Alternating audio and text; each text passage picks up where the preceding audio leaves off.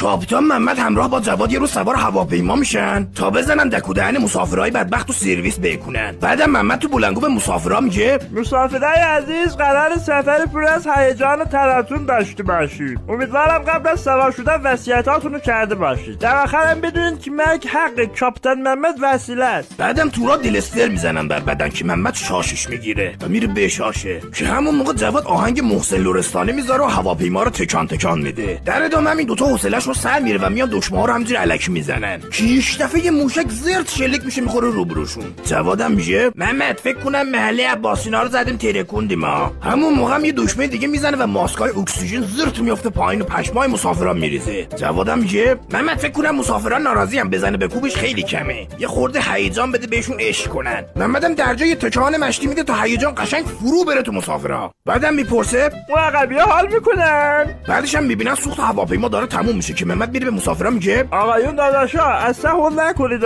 ولی احیانا کسی بنزین همراهشو برده. اگه بشه گالون به ما بدید بتونیم فرود بیایم. مسافرام که کرکوپرشون ریخته بوده هیچ جوابی نمیدن و محمدم باز برمیگرده پیش جواد. اونم میگه محمد ببین چی پیدا کردم، فقط باید بری روی بال هواپیما بریزه تو باک. همین. محمدم همینطوری تو حرکت میره که باکو پر بکنه که جوادم میگه محمد سیف به چسبات نزنه بیفتی ها، من بلد نیستم اینو فرود بیارم. و اینجا باز جواد یه دکمه دیگه رو میزنه و این دفعه در باز میشه و مهماندار پرت میشه بیرون و میره تو باقالیا. و یه دکمه دیگه هم که میزنن تلپ دو تا بال هواپیما کلا کنده میشه و هواپیما سیخکی سقوط میکنه. محمد و جوادم میبینن که چیکار کنن و چیکار نکنن که یه دکمه دیگه رو میزنن و خودشون هم پرت میشن رو هوا. محمدم میگه خب مثل که بخیر گذشت. و همون موقع زارت هواپیما میخوره به زمین و گیم اوور میشه. ای وای ناراحت شدم.